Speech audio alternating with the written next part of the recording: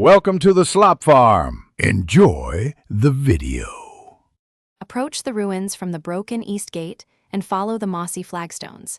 Keep left at the collapsed arch to avoid the sniper above. Clear 2 patrols on the outer walkway before you reach the stair tower. Use stealth to bypass the archer on the parapet or eliminate him with a ranged attack. Have at least level 40 gear and 2 healing flasks before proceeding deeper.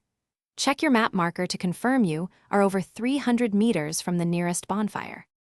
Light a torch and use it to reveal hidden pressure plates near the western column. Move slowly through the hall and listen for the grinding click of traps above. Solve the 3-tile puzzle by stepping on tiles in the order circle, square, triangle to open the steel door.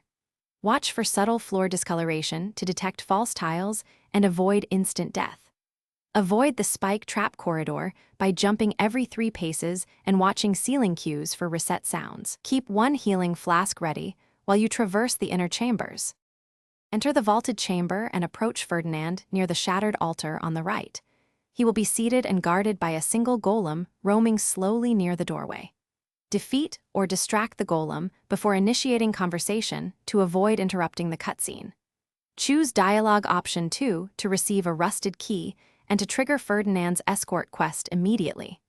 Listen to his 3-line backstory to unlock additional responses and a hint for the hidden chest.